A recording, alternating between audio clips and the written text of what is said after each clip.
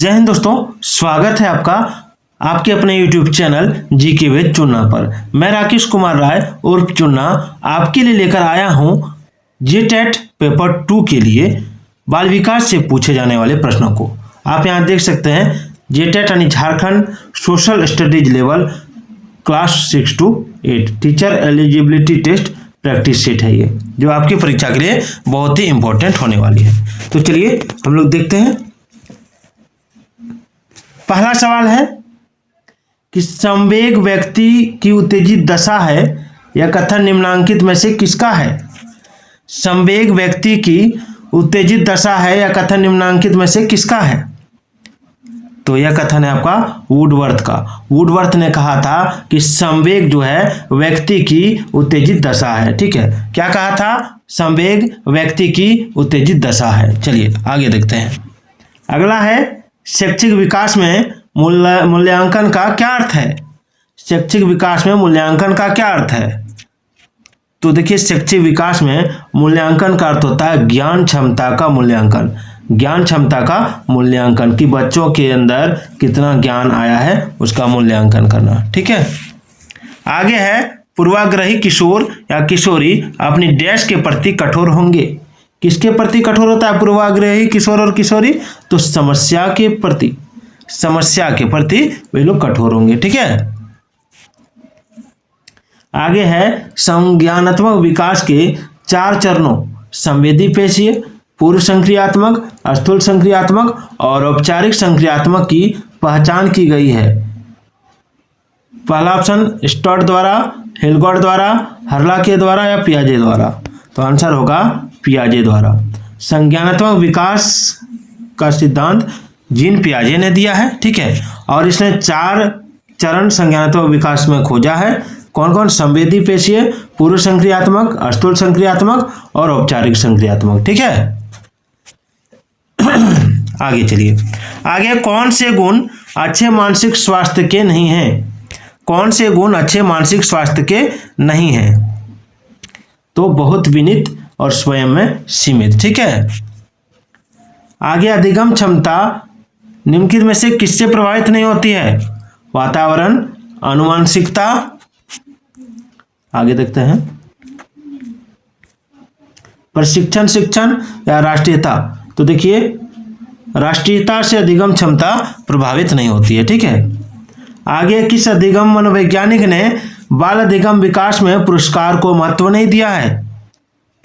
तो गुथरी ने पुरस्कार को महत्व नहीं दिया है। ठीक है, पावलोव, थॉर्नडाइक, स्किनर ये पुरस्कार को महत्व देते हैं, लेकिन गुथरी जो है इसने पुरस्कार को महत्व नहीं दिया है। अगला है निम्नलिखित में से किस एक से शिशु के अधिगम को सहायता नहीं मिलती? निम्नलिखित में से किस एक से शिशु के अधिगम को सहायता नहीं मिलती? तो ऑप्शन होगा स्कूल का बस्ता से। अभी प्रेरणा से बच्चे को सहायता मिलती है, अनुकरण से भी मिलती है, पुरस्कार से भी, लेकिन स्कूल का बस्ता से सहायता नहीं मिलती है। ठीक है, चलिए, थोड़ा सा गला खराब हो जाता है बीच बीच में ठंड के कारण। स्वकेंद्रित अवस्था होती है, स्वकेंद्रित अवस्था होती है बालक के 3 से 6 वर्ष तक। ठीक है, 3 से 6 वर्ष तक का जो समय है ये स्वकेंद्रित अवस्था होती है। चलिए आगे देखिए।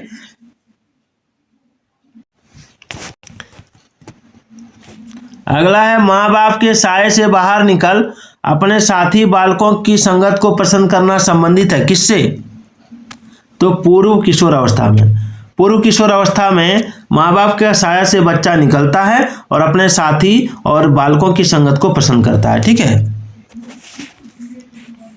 मानसिक परिपक्वता की ऊंचाइयों को छूने के लिए प्रयत्नरत रहना संबंधित है किससे? तो किशोर अवस्था से। ठीक है, सीखने का प्राथमिक मूलभूत नियम संबंधित है किससे?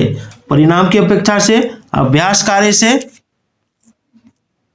या प्रशंसा से, या तत्परता से? तो इसमें क्वेश्चन देखिए, क्वेश्चन क्या कह रहा है? क्वेश्चन कह रहा है कि सीखने का प्राथमिक मूलभूत नियम है तत्परता से। ठीक है, याद रखिएगा, किससे?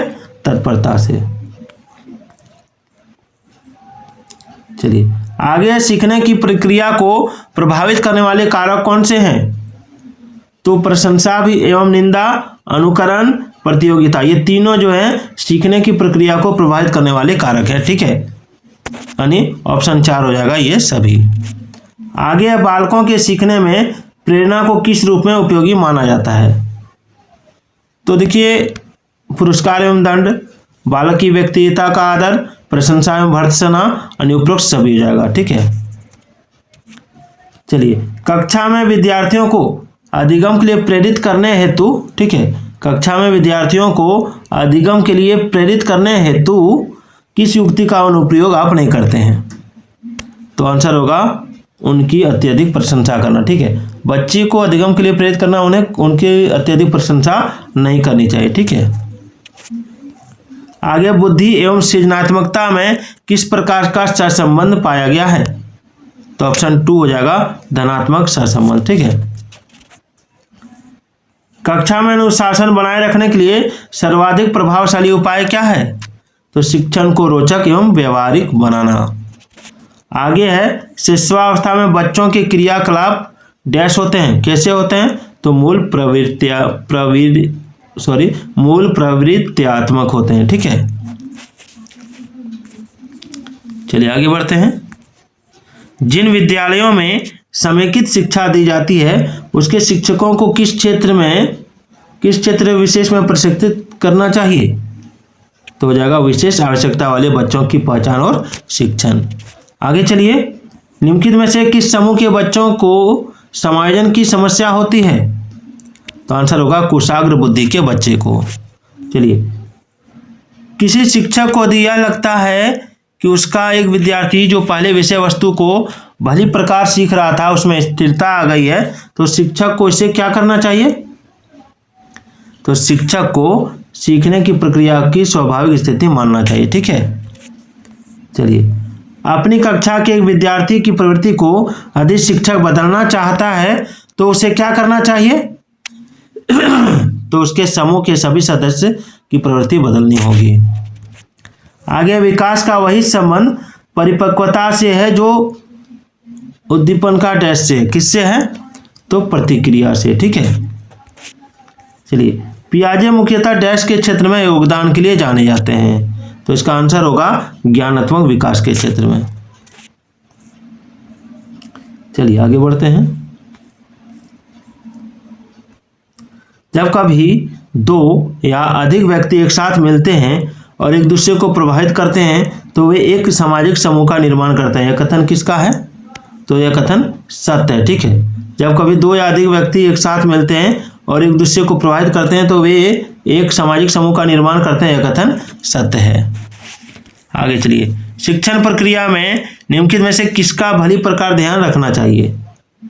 तो इसका आंसर होगा विद्यार्थियों की सक्रिय सहभागिता का। आगे, निम्नलिखित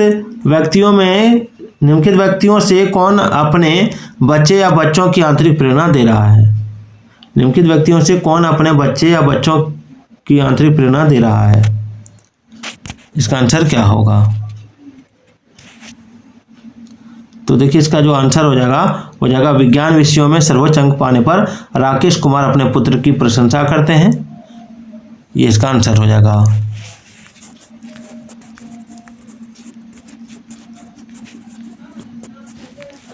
आगे, बच्चों के सामाजिक विकास में डैश का विशेष महत्व है, किसका? बच्चों के सामाजिक विकास में किसका महत्व है? तो ऑप्शन 2 खेल का विशेष महत्व है।